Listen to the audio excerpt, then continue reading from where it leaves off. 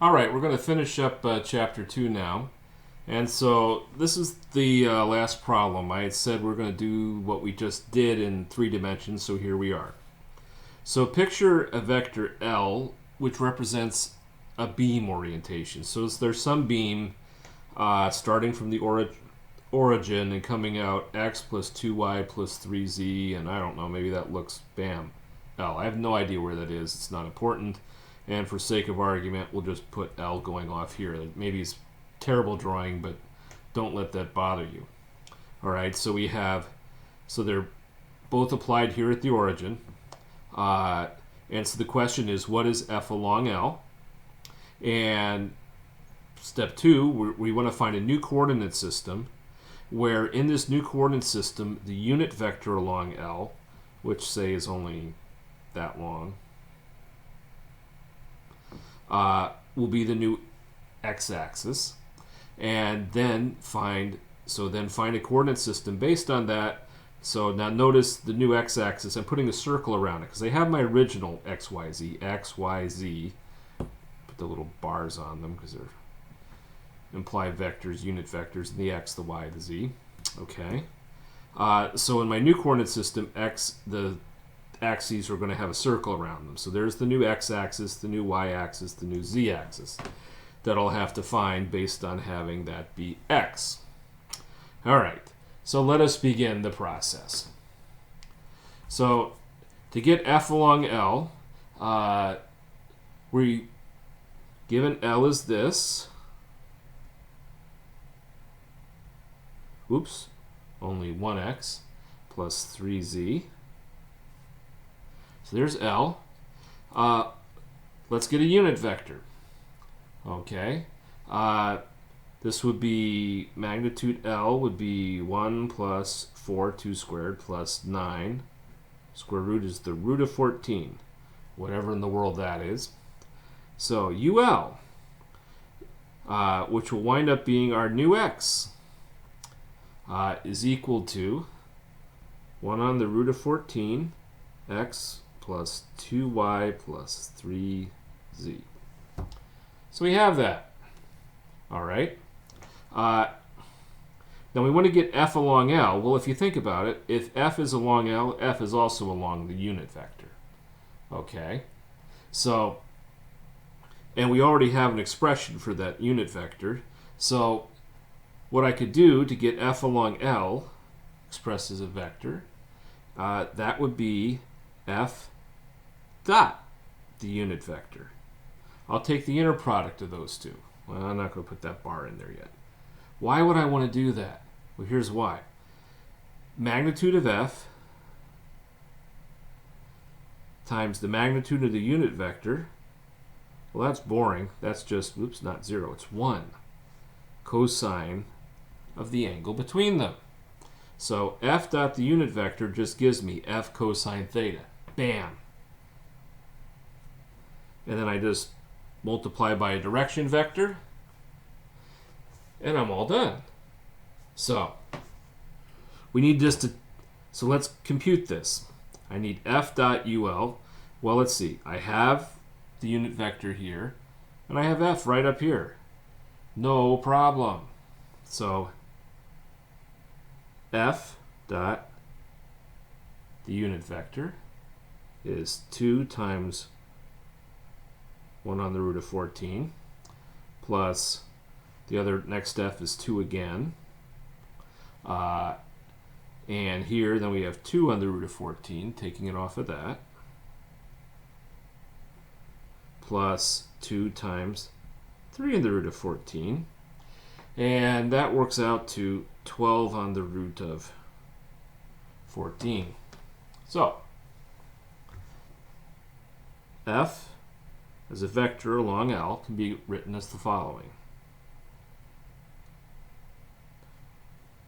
12 on the square root of 14 times 1 on the root of 14 x plus 2y plus 3z. So this expresses this in terms of the original x, y, z. But in our new coordinate system, you'll see why I didn't multiply those together. This is 12 on the root of 14 x. So in the new, this is the unit vector for the new x. All right. 12 on the root of 14 along that. So that would take care of that one. Okay, so we've knocked off this, and now we need to start doing part 2. We need a new coordinate system. Okay, so we've got x, we need y. Now here's the problem. Okay, so if I have a given x, all right, so here was x, here's y going up, and then z coming out of the page.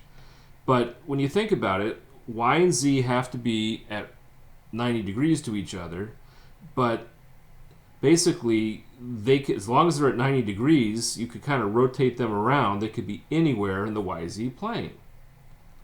All right, so we have a new x. There's an infinite number of potential y's and z's to go with this. So we actually have a free choice. There's no specification here for what y and z are. So given an x, pick a y and a z, and then finish the problem. So how are we going to do that? All right, well, we have this. L is equal to x plus, 2y plus 3z. That's given. I'm going to use a vector m to come up with the y. L produces the x. Okay, the next letter is m, and that's going to help me produce the y. So here's what I know. L and m, if we took the inner product, they're perpendicular to each other. So the inner product would produce a 0. So any vector m that L dot m produces 0 is perpendicular. It doesn't matter what I pick. So here's what I'm going to pick. I'm going to do this. Let's see. This is x plus 2y plus 3z. Well, I'm just going to choose z to be 0 because I can. And I'm just going to work these two to give me a 0 inner product. So suppose I put minus 2x plus y in here. Or I can do it this way. 2x, I'll make this be the minus y. Plus 0z. So look what happens. If I take the inner product, I have x times 1 times 2. That produces a 2. Then I have a 2 times a minus 1 here. That's a minus 2.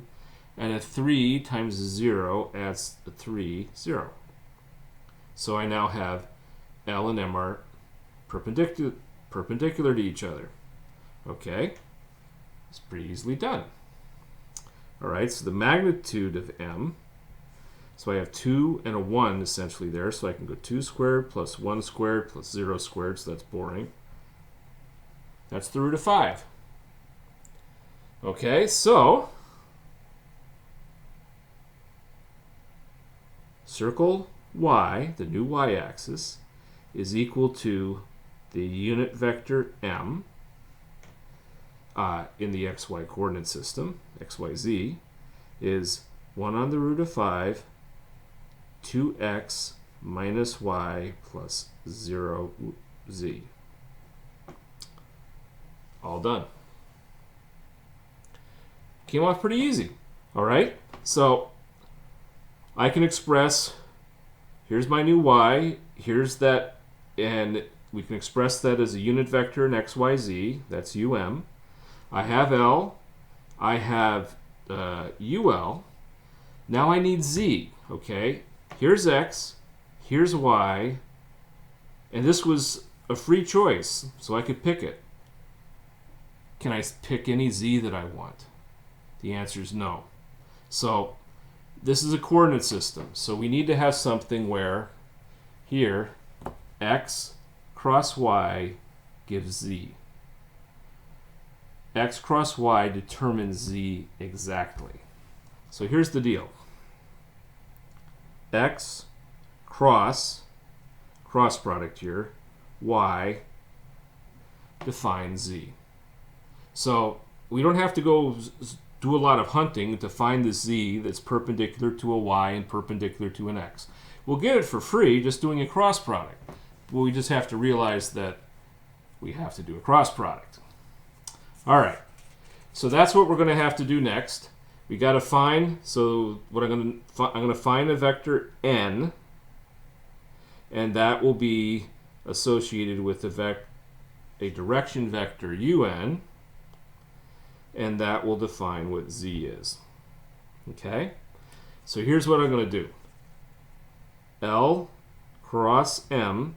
I'm not going to deal with all these 1 on the root of 5 and 1 on the root of 14. That's just a pain. So I'm just going to go L cross m, and that will give me n. Once I do that, I will then find the magnitude of that n. Okay? And then once I have that, I can form this unit vector, and boom. I will have my z that I had to find. And then I can go back, and once I have the the un, I can then get f along y and f along z. It's just an inner product, and I'm done. Okay, so I have a plan. So this takes us to remembering what the heck is a cross product. So just to refresh your memory, so if I have, say that, and I'll put a little x here just to make it easier to see. Suppose I have 3 vectors where A cross B gives C. All right. C is said to be a right-hand vector that is perpendicular to both A and B. So, how is that done? Well, if you had your A, roll your fingers to B, thumb will point you towards the C that is perpendicular to both of them. Easily done. All right? So what are some properties of this thing? Well, when we take cross products, just to remind you, that C, the magnitude of C will be the magnitude of A times the magnitude of B sine of theta. So if this was x and y, sine of theta would be 90 degrees, so the x unit vector, the y unit vector, sine of 90, you'd get another unit vector. So if these are unit vectors, you get another one, assuming that these are unit vectors at 90 degrees. All right. Now, because of that, A cross A, if you cross a vector with itself, well, the angle between them is 0. Sine of 0 is 0. So A cross A or B cross B will all give 0. Okay.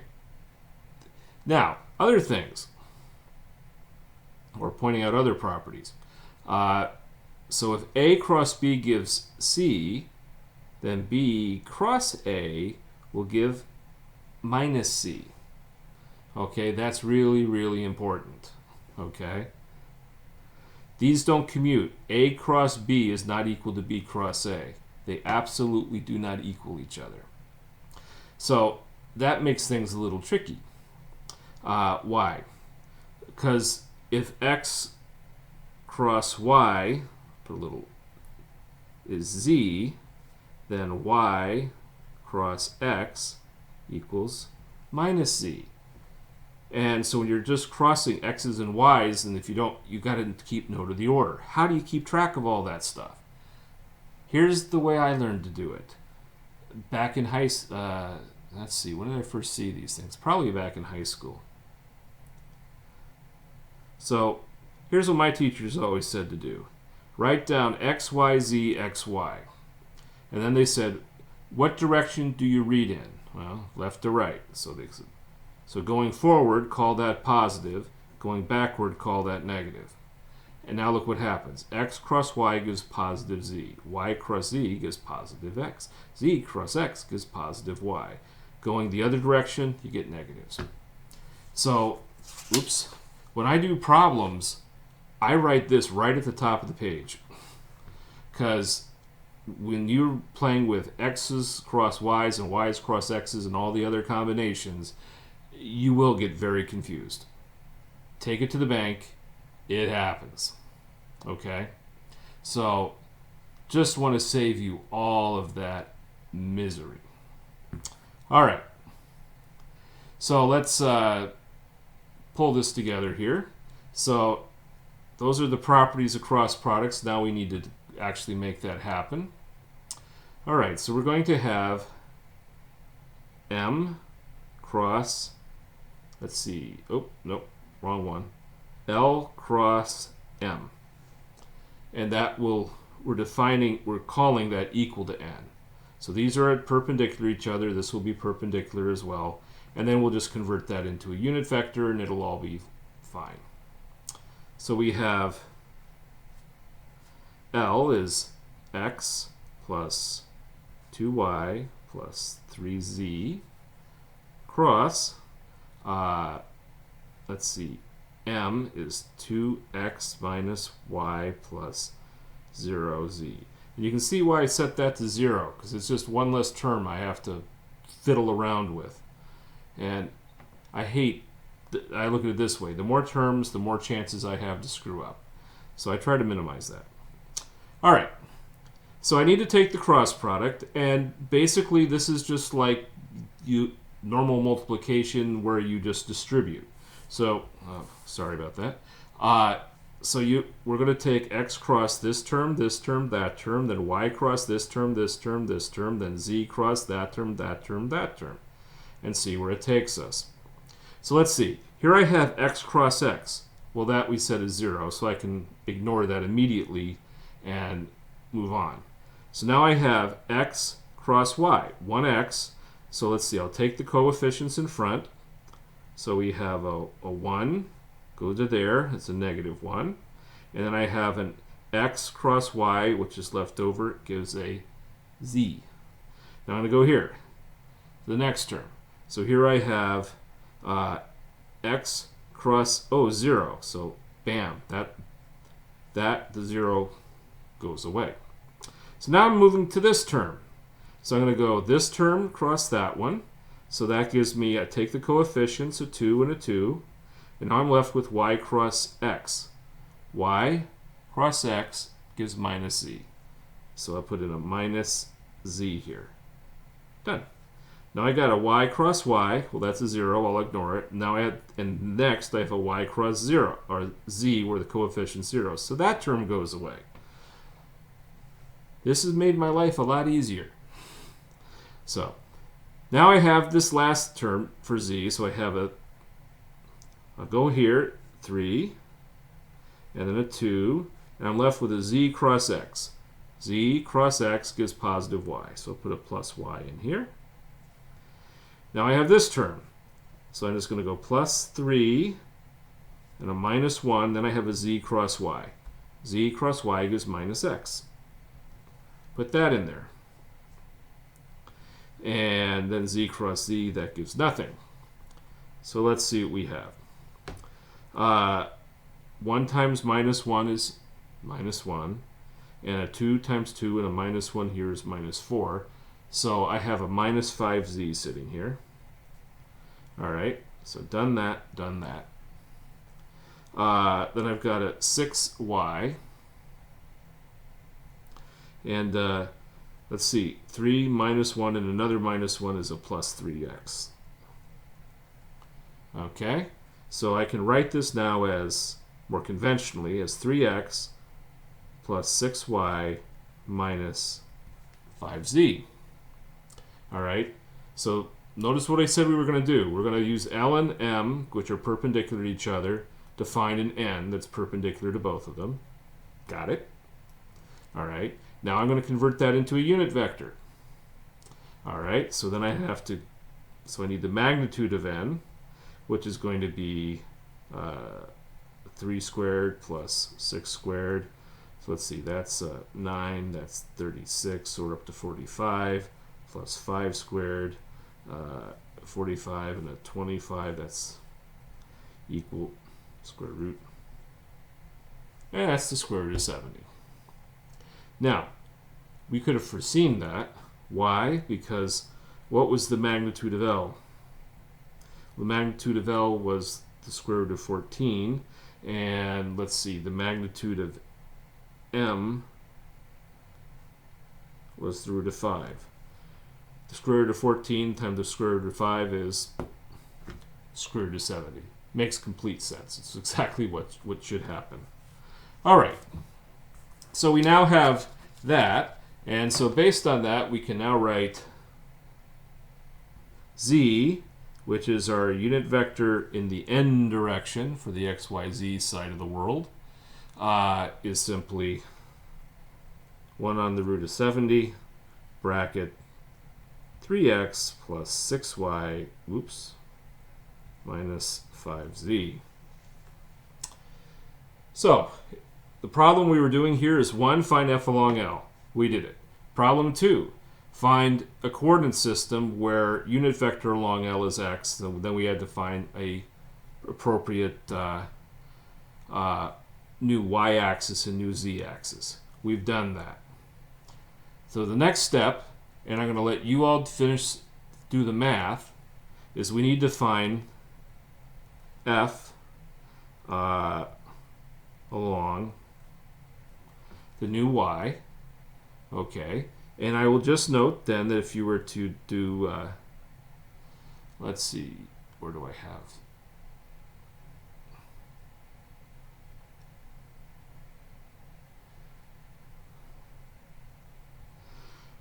So f along the y, let's see, did I do that yet? I hadn't done it. F dot um, so y is the unit vector along m. I'll let you do that, and you should come up with that inner product is 2 on the root of 5. Okay, therefore f along m, or we could say unit vector m, or we could say our new y. All right. So I want to show those. So here was the inner product with the unit vector, 2 the root of 5. Then we just add in the unit vector. 2x, minus y plus 0z. Bracket, bracket, bracket. Newtons. Okay, this expression works for f along m and unit vector m. Those are the old coordinate system. Or I can write 2 on the root of 5, y circle. And that satisfies for that one. Okay, the last one to be done. We'll just write the answers in here. I'll leave you to check them. F along the inner product of f and un. When you do that, you will get, let's see, 8 on the root of 70. Okay, so f along the direction of n is 8 on the root of 70. 1 on the root of 70, bracket 3x plus 6y minus 5z, or 8 on the root of 70, circle z. Whichever one. That's a little messy. 8 the root of 70. And there we have it. That finishes up chapter 2. And so I will be, normally in the first week of the course, we have our introduction. We almost finished chapter 2 in the first lecture. And then in the second lecture of the week, which would typically be class tends to start on Wednesday, on the Friday we would finish chapter 2, and we would do chapter 3. So I'll catch you all shortly. Bye now.